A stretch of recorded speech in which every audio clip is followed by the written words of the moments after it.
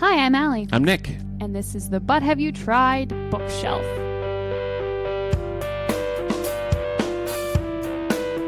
Although we talk about more than books. We do. It's sort of a metaphor. Yeah, but you can have more things on a bookshelf than just books. That's a really good point, actually. You gotta think about that. I think it still makes sense. That's one of those things that people are going to keep calling it long after it has relevance. Do people still say rewind, or is it just me as a child from the 80s? I think people still say rewind.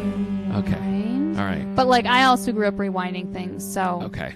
I think some of those things, though, that it's we've all just agreed that this is, what's associated with something, even though it's not the case anymore. Yeah. It's the fact that every save button is, a little floppy disk. Right. Although it becomes, a more and more abstract floppy disk, I feel like. What is this thing? Yeah. Right. A lot of, timer apps and stuff like that have an hourglass, but, that's not what we use. Yeah, good point. I don't know. I think stuff like that is kind of... You give me a lot to think about this morning. Yeah. Okay. So anyway, speaking of our bookshelf stuff, what do you want to start with? Books? Okay, sure. I can do that.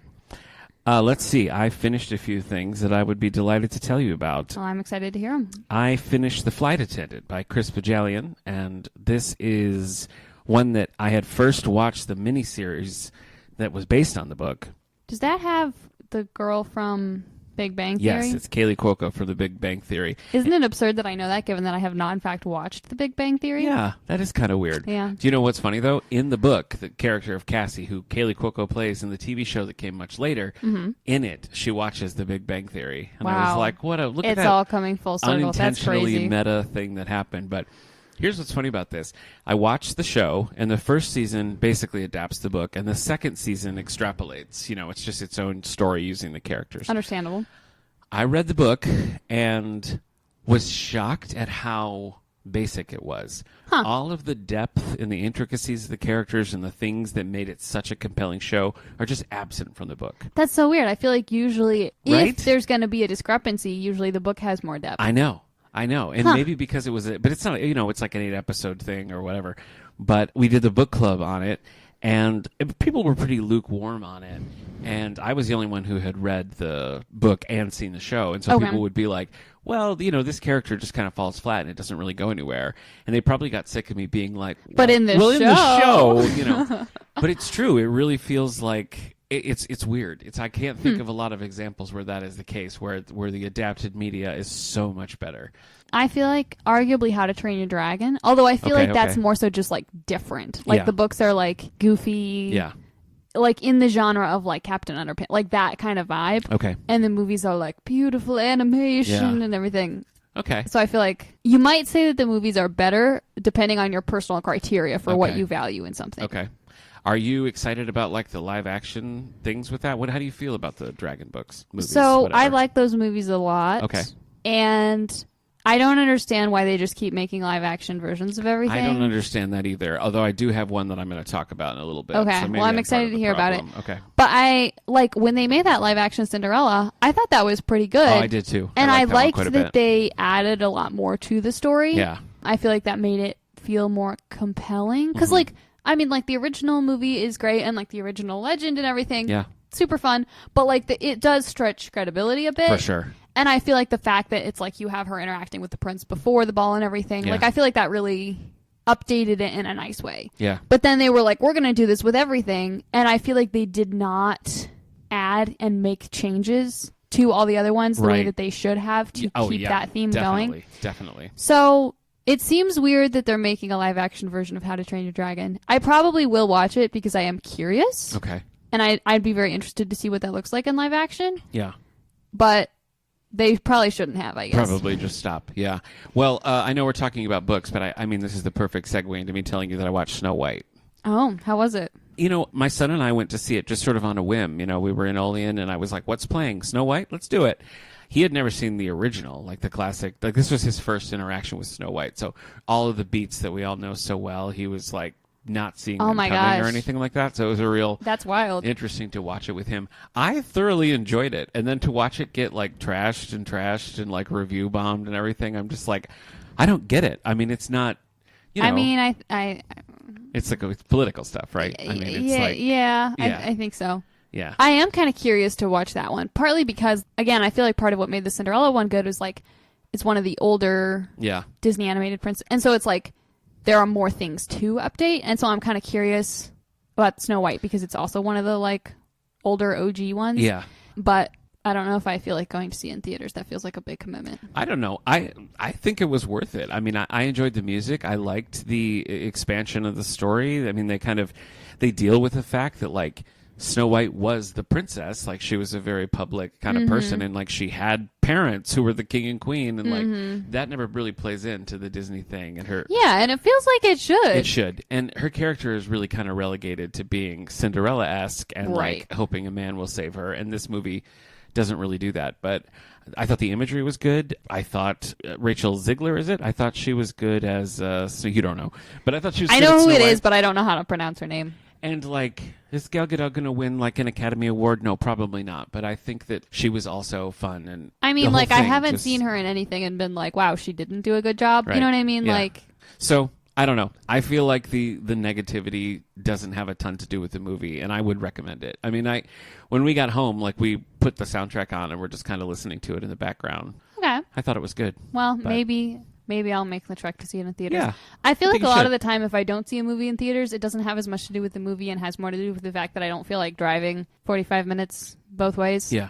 To watch a long movie. It's just a big commitment. We've I'm covered a homebody. this before, but if I was any closer, I would definitely have one of those like AMC stubs, like go see 3 movies a month or whatever. If it was like 15 or 20 minutes away, I would be getting my money out of that, no question, because I love going to movies. I would go to a movie every week. It's so much fun. Yeah, that's. But fair. it is a trek. But locally, we got the Babcock Theater Group trying to get the old place back up and running. And I really hope they succeed. Me too. I'm fully on board. I would absolutely love that. But we were talking about books. I just books. diverged. What else do you got? Well, I do feel like I have to say, while we're talking about adaptations being better than the source material, Silver Linings Playbook by Matthew Quick. Matthew Quick. There is a Matthew Quirk who's also an author. It's very confusing. Matthew Quick wrote Silver Linings Playbook.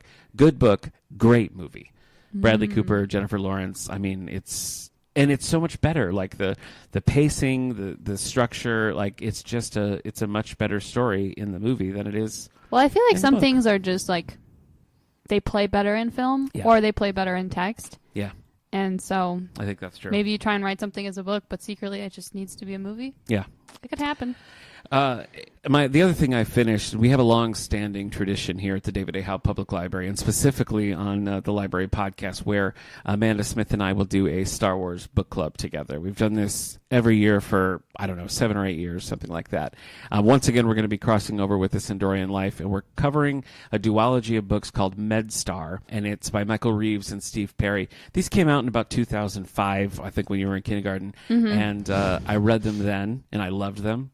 They are a really niche story set in the prequel era of Star Wars, and it's about a subsect of Jedi whose force powers allow them to be great, like doctors and healers. Oh, that's cool. So it's like low-level Jedi assigned to like the trenches of the front line of the Clone Wars, trying to save as many clone troopers as they can. So it's just a very niche thing in Star Wars. Like, it's not often covered, and it's a very compelling story set over the course of 2 books. So I read them 20 years ago. I listened to the abridged audiobooks just to refresh my mind on them. Amanda and Steve Rudd from The Sindorian Life, neither had ever... No, I think Amanda maybe read them, but Steve had never read them before.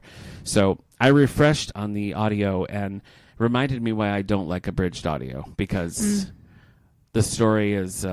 not great that way. Yeah, that's fair. I've never really understood abridging things. I mean, like, if it's a 1,000-page classic by Charles Dickens or something like that, I kind of get it. Yeah. But for anything that's like more regular length, I'm kind of like, don't we need all that stuff? Yeah, it's true. Isn't that part of the story? It's funny because, this long-standing book club I have with my pals, we've read a lot of Star Trek, and a lot of the older Star Trek stuff is only...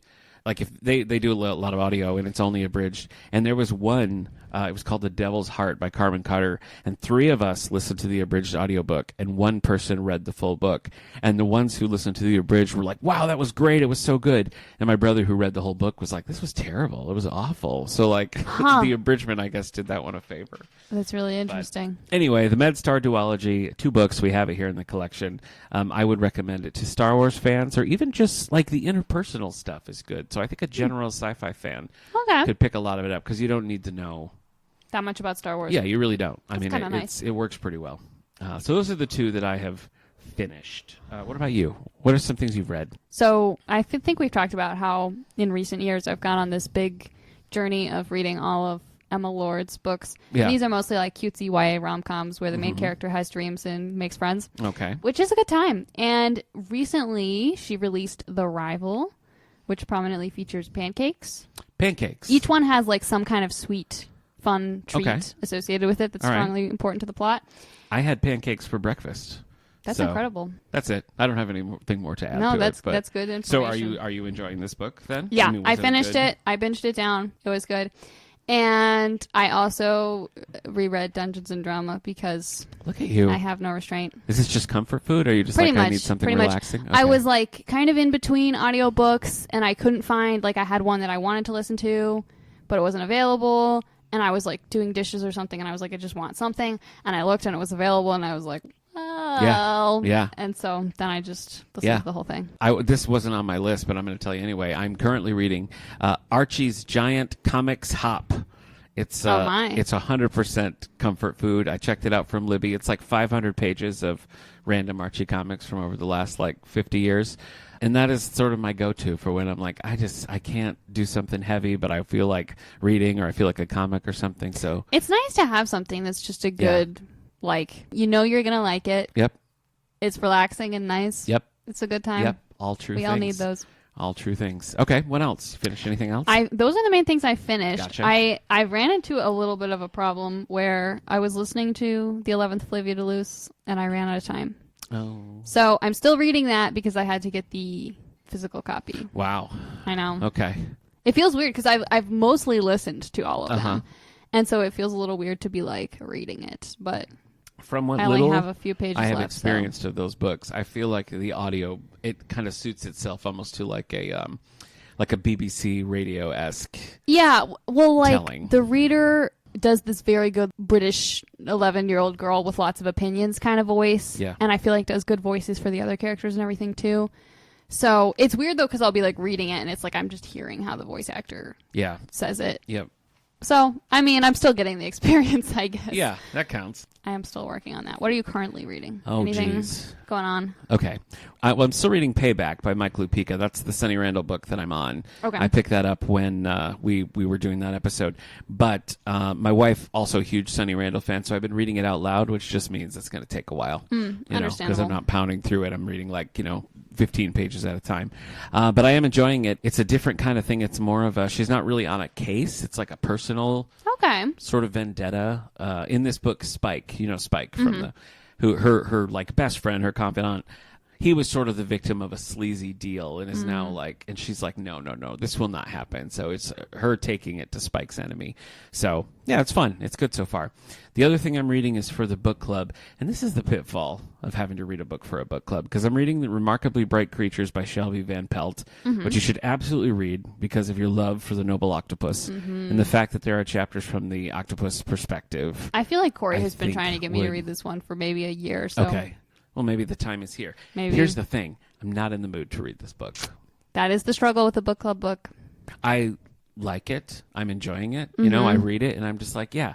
But it's for an assignment. Never do I want to pick this book And so up. It's well, I want to read the books that I want to read just for fun. Yeah. Yeah. Every time So I have to read a book for a book club, I have this struggle. I'm trying to maintain a good attitude about it because it is not the book's fault. It's life's fault. I know. Yeah. Sometimes it's just how it goes. And it's even if I pick out the book and I'm I've been wanting to read this for so long, as soon as it's for the book club, I'm well, I've got a little more time before our meeting. Yep. I'll just finish it later.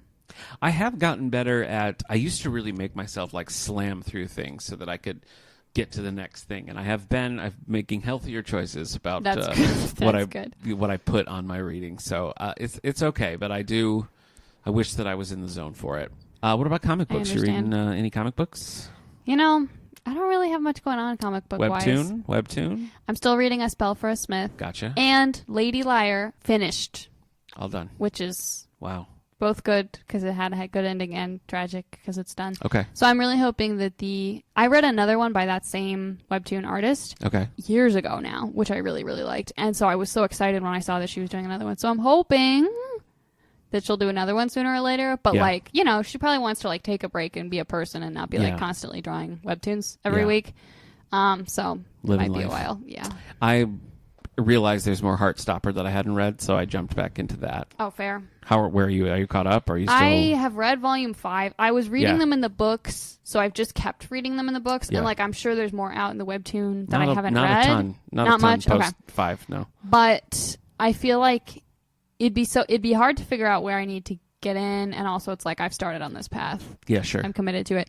But I also don't really remember much of what happened in 5, to be honest. Does anything happen in Heartstopper, though? I mean, isn't it more just sort of like a... Yeah, kind of, but I feel like things happen. Like, I feel like I can think about the first 4 volumes and be like, yeah, I know what happened. Stuff happened. But sure. 5, I'm like, I don't know. It gets a little steamy. That's true. You know. That is true. I was a little bit like, oh my gosh. Yeah. I don't know if I should be reading this.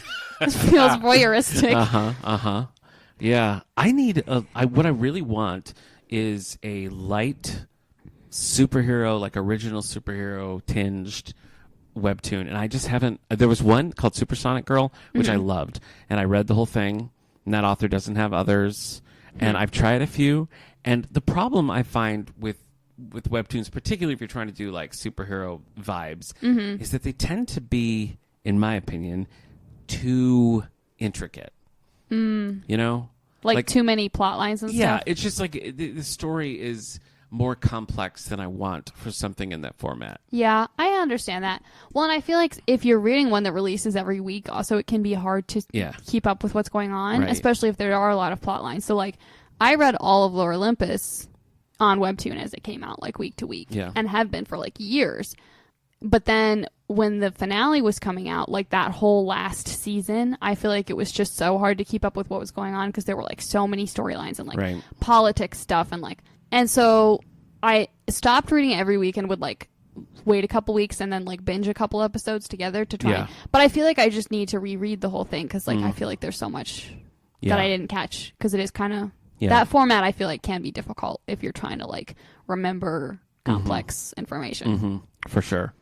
I still really like Alligator Loki, which is a Marvel Infinity comic. Alligator Loki is a lot of fun. It's just low stakes that antics. Does sound fun. So I like that. I read one that we got recently to the collection here. It's called Once and Future, and it is sort of it centers on the Arthurian legend, and it's sort of like those characters like Beowulf and things from that era sort of reawakening in modern times. And it's pretty cool. It's one that Shaw, who's on staff here, was like, oh, you got to read Once and Future. So I've begun that process, and I'm enjoying it. The other thing I'm reading comic-wise is my friend got me this giant omnibus. It's called Wonder Woman Diana Prince, and it's this set of stories from the 70s where Wonder Woman gives up her Amazon powers and becomes basically like a hip secret agent with no powers. I mean, that's still cool. Yeah. Like, you don't have to have powers to be cool. Right. It's one of those ones that has a real, it's like you love it or hate it kind of thing. It was very unpopular at the time because, rightfully so, the outcry was like, okay, you have the only like superpowered female character and you're going to strip her of her powers. And you just take away her superpowers? You know. I understand that. And it lasts for a while. I mean, there's probably like 30 issues. So there's, probably a good year plus where Wonder Woman doesn't have powers, but because I know in hindsight that it's temporary, and the fact that she remains like a top tier, cool, strong character, I feel like it's a really interesting take. But I get, yeah, I mean, I feel like that's one of those things that's like in retrospect, if you have so much more of her having her powers afterward, it doesn't bug you as much. Yes. Did we talk about how I'm reading When Death is Coming? I can't remember if which one is that? So this is a YA dystopian novel. Gotcha. And the concept is, it's like, I don't know, the year 2180 something. Okay. And everyone knows their death dates. Oh, yeah. And different areas of society handle this differently. So so there's like a couple books and they follow different characters and they'll come together. This is the first one, and the premise of this one is that people who die before they're 20 are basically like put to work in a factory. Okay. It's like, we don't really care about like educating you or letting you have a good life. Like, you're just gonna... Yep. Right. Like, you're going to die anyway, so you're just going to work for us and make the people who live long have a nicer life. Cool. And so the main character's in this, and she's like trying to make the situation better for the workers and everything. And then some mysterious stuff happens with like people dying at the wrong time and everything. That's not. I'm not that far into it, but I'm really enjoying it so far. And this actually is This is by Jen Woodrum. It's a indie published book. Oh, okay. And she is one of the hosts of that Pathfinders writing collective writing group that sure. I'm in. Yeah. So I've seen this for a while, and I got it for the library because I thought people would like Nice. it. Okay. And I'm really enjoying it Cool. so far. Okay. So That sounds interesting. yeah. All right. You got any other books, or do we want to talk about movies? Yeah, let's talk movies. I already said Snow White, but I I watched another musical, and that was Wicked. I finally Oh, saw okay. it. I kind of want to see that, but I just haven't gotten around to it. I was I fine feel a with it. little like, okay, Yeah. I should see that at some point. It was like on Peacock, and we were home, and I was just like, I guess I should Might watch as well. Wicked. I've never seen. I mean, I've read tons of the original Wizard of Oz books, and I loved the music. Like when this first came out, I had the CD and listened to it a million times. So I was like, I should watch this, and yeah, I enjoyed it. I enjoyed the performances. I think some of the things that you buy in a musical, like Guys and Dolls, for example, it's like there is no transitions. It's like, we don't know each other. We don't like each other. We're madly in love. And that's the kind of stuff that you just sort of accept on stage. Like pick any musical, The Sound of Music, The Wire, those two, You just have to suspend disbelief. You just have to go for it. I feel like the movie, even though it was very long and part one of a two-part, that was even tougher for me to swallow. Some of the turns in these relationships and stuff, I was just like, I mean, I get that that's what has to happen, but like it feels like it's where's just happening. the road to get us there? Right. I don't know. So I was a little critical, but I mean, it's great music. It's great music. It's great performances. It's very well cast. So I don't really have anything negative to say about it. But like, they added a lot of stuff, didn't they? Well, I don't know because I haven't. Well, because I think it's like the actual musical. It's not like 4 hours long, right? Sure. And so they must have. They must have. Yeah. I don't know. I don't know. I'm curious about that. I want to see it at some point, but the fact that it's like 2 hours long does make maybe a little bit. It's like 3 hours long. Oh my god, that's a long time. That's just. It's a long time. That's so much. I've seen some clips and it looks really fun. So I just need to get over myself and make myself do it. I agree. I just have a really hard time committing to any activity that I know for a fact is going to last more than 2 hours. Well, watch it like a mini-series. Watch I might want to be doing something completely different in 2 hours. Like, I don't know if I can tie myself down for that. Honestly, our friend Kate Miller here at the David A. Howe Public Library, I don't know that she's ever watched a movie straight through. Oh, really? Oh, yeah. She just like pauses. Like 30 minutes at a time, like everything to her is a miniseries. That's really funny. Yeah. I do that a little bit if I'm watching something by myself, but it bugs Caleb to do that. He's like, it's supposed to be experienced as a whole thing. Right. And I'm like, I understand that, but I'm too antsy. Sure. Yeah. So you got to live your life. I mean, I'll pause episodes in the middle, go do stuff, come back and watch it the next day, Old movies of that length used to have intermissions, Yeah. They used to have like Chitty Chitty Bang Bang has a whole intermission in the middle of it so you can get up and stretch. True. That's the way society works. All right, so those are two musicals I watched. I watched two Marvel movies. One was a rewatch. One was new. I rewatched Black Panther: Wakanda Forever. Have you seen that? Yeah. Okay. Do you like it? Yeah, I thought it was pretty good. Yeah. I watched it in theaters when it came out in 3D. And my wife had never seen it. It was the only Marvel one that she hadn't seen. So in this rewatch that we're doing with our son, I put it on. And I think I liked it better the second time through because... Yeah, I feel like I remember you were a little hesitant about it the first time. I was. And I think... I don't know. Going into that movie, Chadwick Boseman... was one of the most dynamic, interesting actors. In 42, in the Marvel world, in that cop thriller one that he did, the one about the bridges, loved it. And so starting this movie, being like, how are they going to address this? I think I was really wrapped up in that, wondering what they were going to do without T'Challa and everything. And then it sort of felt like, because that's my focus, it felt like there was not really a main character, and that's a thing that always bugs me. And I just thought it worked a lot better now that all my expectations were aside and kind of understanding the trajectory and everything. So I did like it much better on rewatch.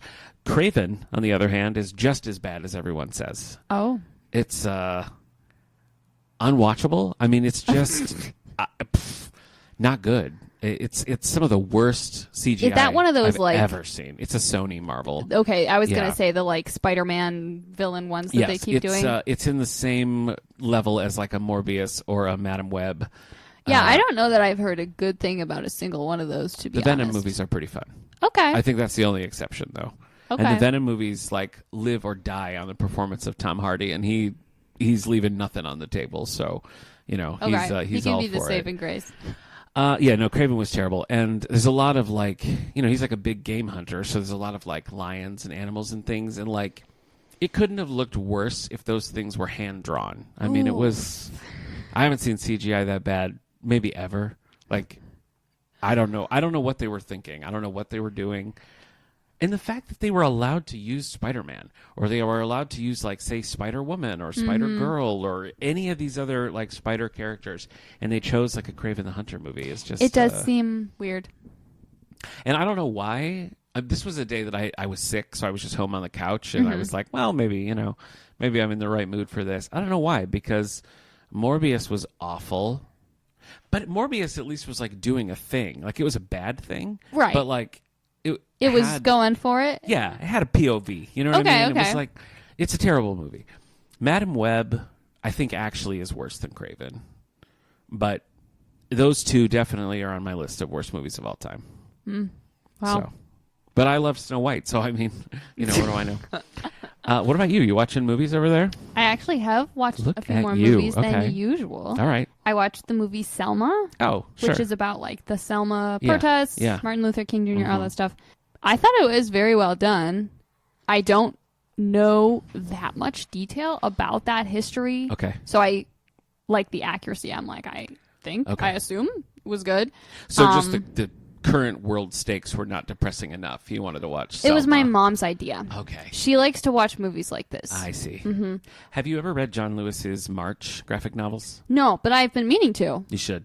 March, and there's only one volume of Run, which is like, continuing the story. They're very good. Okay. Yeah. Good to know. Yeah, and I was a little bit dreading this because of, the state of the world is already enough. But I feel like it was kind of uplifting. Like, I don't know, like seeing people resisting successfully. I was like, I understand that's kind of nice. Sure. So we watched that. It was good. We also watched Jojo Rabbit. Have you seen that? No. Was it Taika Waititi? Yes. Is it like a Hitler movie? Kind of. What's the matter with you? What are you doing? Okay, that was Caleb's idea. Okay. None of these things are my fault. Jeez. I think you would like it. Okay. It's weird and is it it's not like excessively violent? I guess I thought that was. Maybe I'm confusing that with like Inglourious Bastards or something. I thought it was. I don't think it was too bad. I looked away at some places, Gotcha. but I mean, if there's pretty much any violence in a movie, I will look away at some places. So that's really not saying very much. Gotcha. Yeah, I didn't really know what to expect from this. It's like this weird, dark comedy kind of situation. Okay. But it also, I feel like, I don't know.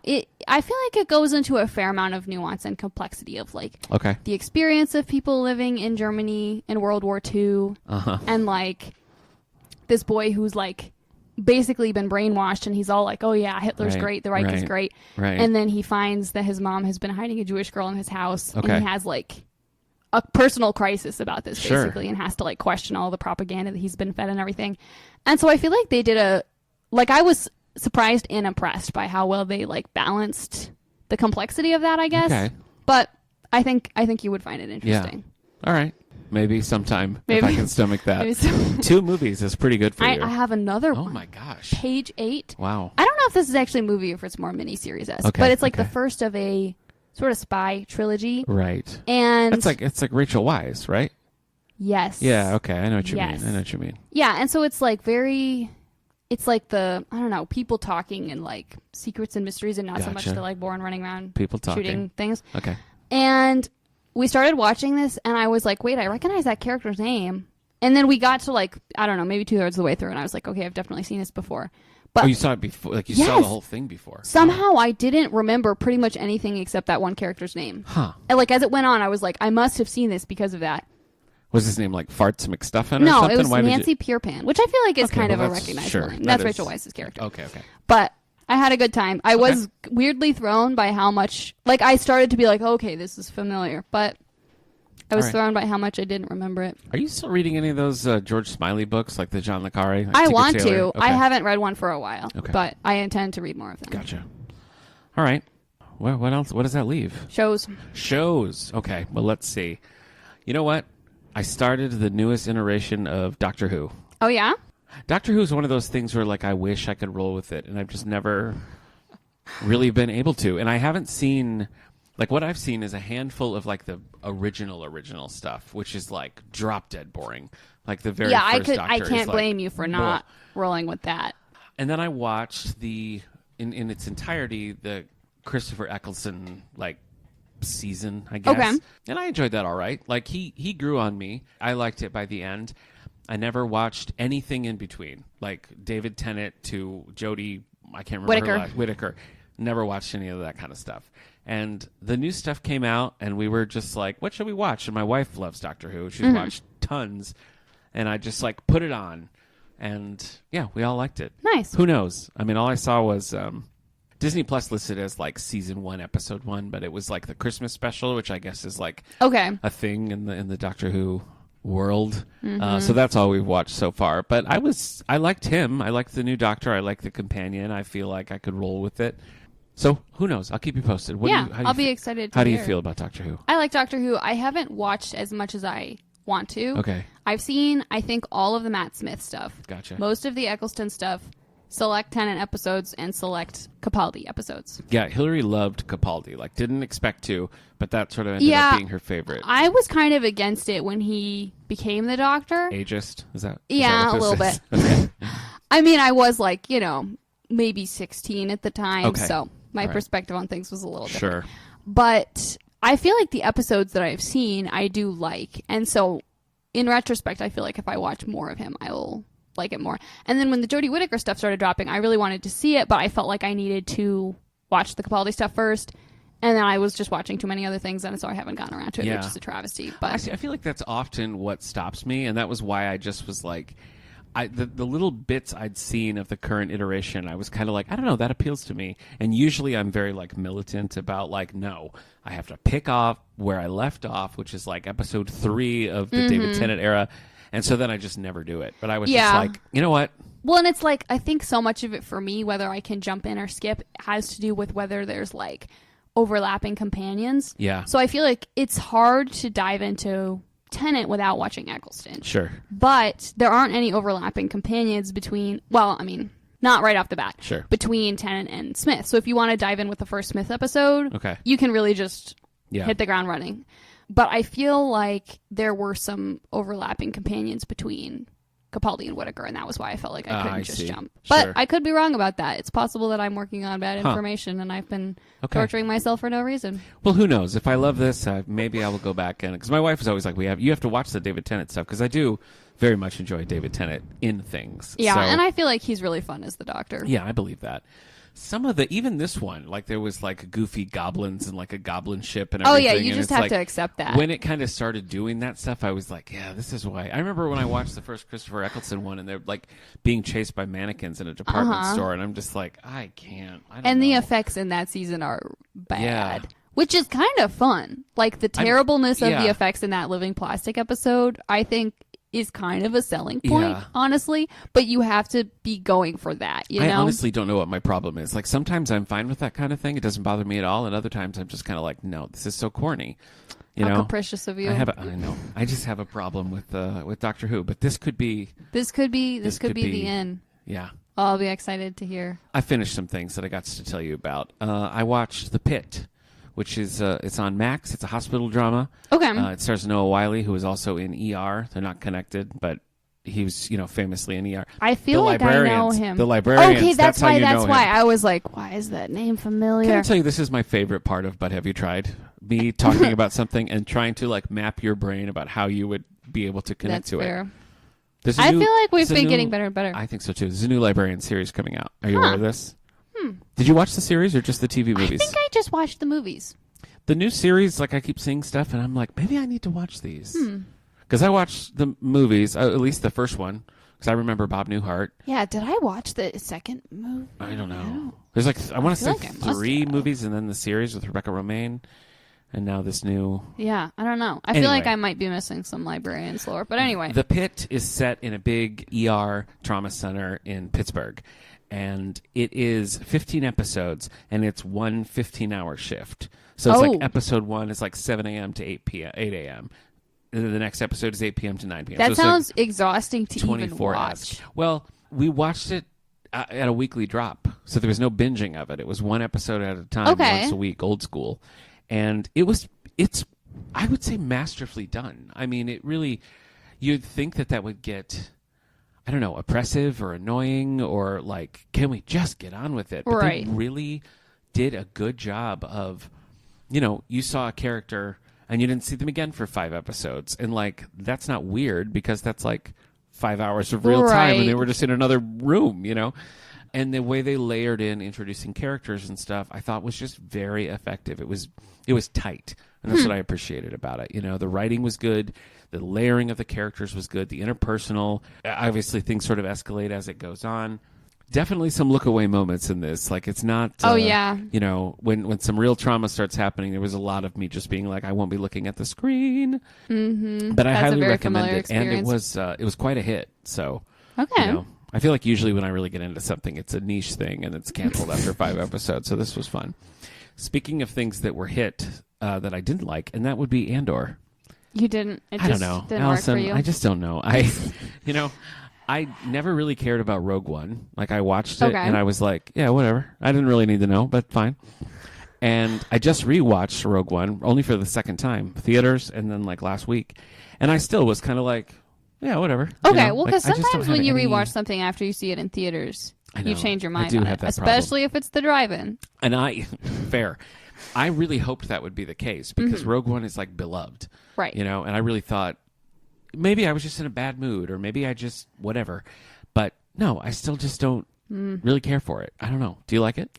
Yes, I've only seen it once, and it was a long time ago, and I feel like my memory of it is fuzzy. But I remember enjoying it. Okay. The show. I mean, I just don't understand Diego Luna, I think is his name. I don't understand him as an actor. I just feel like centering a show around him, I don't think I saw a second facial expression from him. He just really seems like just this sort of white noise at the center of this thing. But this is one of those other things where like I am in the minority and I accept that. I'm not making like a grand judgment on it. I'm just saying personally, this just did not click for me, and I wish it did. Have you watched it? I haven't seen it, but I know that the time in which I see it is drawing nigh because Caleb really wants me to. Yeah. And season 2 is about to drop. Right. And so he's kind of like, I want to watch that. So if you want to watch it with me, we got to binge the first I'll be season. curious to see what you think about it. I'm curious too. I've heard a lot of good things about it. I hope I haven't colored you negatively. Usually when something like this happens, I start getting Discord messages when Caleb catches up to the episode. And he's like, well, the thing about Andor is... So we'll see if it happens. Really I hope funny. it does. You're going to be harassed I in hope your it Discord does. messages. Caleb, if you're listening, I welcome it. Please hit me up. So, whatevs. What about you? What are you watching? What have you finished? Watching a few things. Okay. Finished Daredevil Born Again, the first season. Gotcha. Which I didn't realize we were watching the finale until the end. Oh, that can be hard sometimes. Yeah. But that's on me for not paying attention. Okay. It kind of makes sense, though, because I feel like the ending of the previous episode should have clued me in that we were, like, teeing up to kind of a... Yeah. And I felt like the finale was pretty good. Okay. But there is a season 2 coming, so it understandably left many things unresolved, which I find annoying, but I mean, like, there's more, so it's okay. Yeah. If it's just like we leave things unresolved and that's all you have, I'm like, all right. But so we finished that. We also started watching The Good Place. That's another one that I wish that I could get into because I love... You don't vibe with Ted it? Danson, no.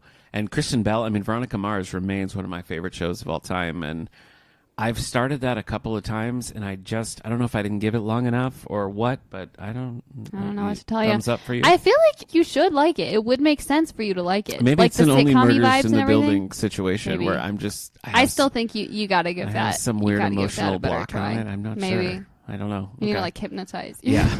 Yeah. But I've been enjoying it so far. Caleb was like, I was kind of worried. Like, I wasn't sure if you'd like this, but you're laughing at all the jokes. And I was like, oh, I guess I am. So I've been having a good time. Okay. And just to really Kristen Bell up my life, I'm also watching Nobody Wants This, finally. So good. Right? It is really good. Yes. I'm really enjoying it. I'm glad you finally did. I'm sorry that I took so long to fulfill this assignment. I don't remember what was going on. I think I was watching some other show at the same time when I tried to start it or something. Yeah. And there was a conflict of interest. So, Colin from Accounts, you also have to watch. Okay. It's on Paramount+. Sooner or later I will. Yeah. Okay. Did Daredevil Born Again make any reference to She-Hulk? No. That's too bad. Because I liked him on She-Hulk. I thought that was fun. I know. Several times during the last episode, Caleb was like, "You know a Hulk. You could just call her and ask her to come help." Yeah. We've been watching the Spider-Man, the MCU Spider-Man show, Friendly Neighborhood, I think, and Charlie Cox shows up as Daredevil, like just the voice, but it was kind of cool to have kind of fun connection there. Yeah, I felt like the show was pretty good and I enjoyed it. There are a couple points where you have to like sort of forget about the fact that like, you know, he knows Spider-Man and She-Hulk, and it would really make sense for them to get involved with what's going on. That's always kind of the thing with the MCU, and so it's just like we'll just pretend we don't know about that. It's like in Captain America: Winter Soldier, where like S.H.I.E.L.D. is destroyed and all the helicarriers are like falling out of the sky, and it's like Iron Man. What? He's busy. Where is he? He's just in a tanning bed somewhere and doesn't realize this is happening. You just have to. That's a fair question. You just have to accept. I think you would like the Daredevil show, and it did how's our violence? It did get a bit more violent toward the end. Gotcha. But like I looked away for some parts. But again, usually if there's pretty much any violence, I look away for some parts. Okay. So I feel like you could do likewise and be fine. We're still watching Luke Cage, and man, I like it. I'm interested in it, but the pacing of that show, I feel like for every 10 minutes you could cut out 7 of them without losing anything. So that's hard. I don't know. It's like every time we watch an episode, I'm like, man, I don't want to call it because I genuinely want to know what's going on. There's a lot of good performances, but watching it is like, you feel all 56 of those minutes. You need to like watch it on ×2 or something like that. Yeah, I do. Maybe that's it. That's the key. Righteous Gemstones I've been watching. Do you know that at all? No. I don't think it's your jam, but it's a Max thing, and it is about a family of like basically corrupt televangelists, and it's very extreme, and you know, it's just it's farcical, and I don't know. It's one I've just been watching by myself, and I am having a good time with it. And you know what? Speaking of Ted Danson, though, who's in The Good Place, white hair. He was also in Cheers. I got you. And Becker. I started watching Bored to Death, which is it's Ted Danson, Jason Schwartzman, and Zach Galifianakis. Do those names mean anything to you? I know who Zach Galifianakis is because he's in the most recent season of Only Murders in the Building. Okay, as himself. That is fun. Mm-hmm. You watched Scott Pilgrim versus the World, right? Yes. Jason Schwartzman is Gideon, like the big villain. Okay. I did it again. That's 2. I know. So that's fun. It's an older show, and I've always wanted to watch it. And the other day, I was just like, now's the time. So that's what I'm doing. Anything else for you in television shows? That's all my shows. All right. What about general life stuff? Anything? Well, I hinted last week that I went to a trumpet-based concert. Oh. My wife and I went to see Herb Alpert and the Tijuana Brass. Have you ever heard of this before? No. I bet, like, ba-ba-ba-bum, you know that song? Maybe. Well, there's no reason why Herb Alpert was a very famous trumpet player that became like a huge best-selling musician. Like, I can't think of others. Louis Armstrong, I guess. That's true. But like, in the 70s, Herb Alpert just had an absolute chokehold on the world, and we went and watched it, and it was a lot of fun. So, yeah.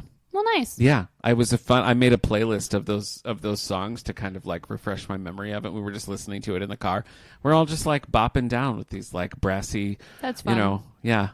I feel like brassy songs can have a really good bop to them. Yeah, you should listen. Just pick an album, and just listen to it and understand that's the concert that we saw. I went to a cello choir concert at Houghton. Okay, I think it was last week. I've heard of it. Yep. And I didn't really know anything about it. My parents were just like, there's a cello concert. And I was like, okay. And we went, and it started with like just, I don't know, 2 or 3 people playing cellos together. Okay. And then even more people with cellos come out. Wow. I counted 14 people playing cellos all at once, which is definitely a record broken for me in terms of how many cellos I've experienced at once. And I don't know if I will ever top that many of cellos at once. But they were really good. Yeah. I like a good cello. It sounded nice. Yeah. So. Okay. When I was in college, one of my good friends, Steve, he just a fun guy, just like video games and woo, and just fun-loving kind of guy. We went to I can't even remember what it was. I think it was a play that had music, and we're sitting there, and there's Steve, like in a tuxedo, playing the cello, and I'm like, what? None of us knew he played the cello. That's so funny. And he's like playing the cello in an orchestra, and afterwards we were like, you play the cello? And he was like, oh yeah, what? Of course I do. We were just like, what? Like nothing would have been more shocking to me in that moment than Steve playing the cello, but he really does. Funny. Very musical. So, yeah. Speaking any other music? Oh, Just cello? I have been listening to, I think the singer's name is pronounced Laufey. The frost god from mythology? That's probably what it's based on now that I think about it. All right. This is a modern jazz musician, basically. I see. She was kind of like, I want to introduce bossa nova sounds to the next generation, basically. Okay. And so it's a bunch of like original jazz music, which you know how I love jazz. I do. And I'd heard about her once or twice and been a little skeptical because I was like, well, that's not the classic jazz. And then I started listening and I was like, wait, this is really good. So I'm having a blast. Yeah.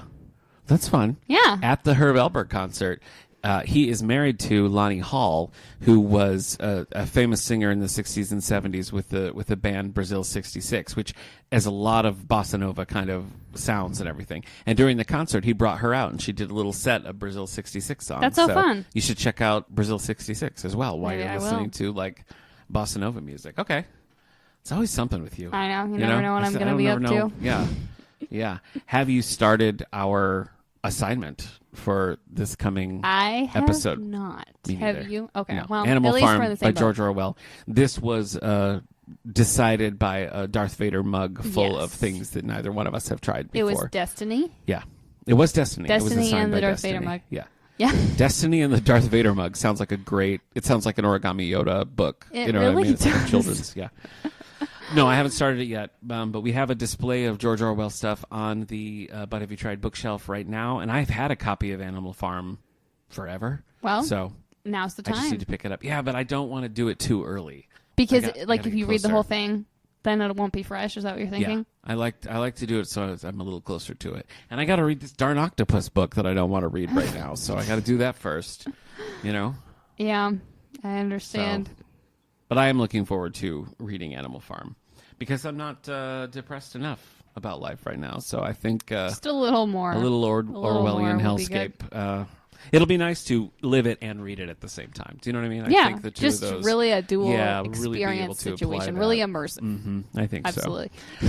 Well, I do look forward to that. And remember, as I said, we're coming up on Star Wars Day, so keep an eye out on the How's Things feed to hear Amanda and I talk about MedStar. And you can check out our copies here at the library. Read along with us. So either read MedStar or Animal Farm, depending on how you're feeling. Or both if you're you could read really both. I mean, I'm going ambitious. to read both. So if people want to match that energy, that's fine. So, okay. Well, I guess it's time to close up shop. Sounds good. See you next time. Okay.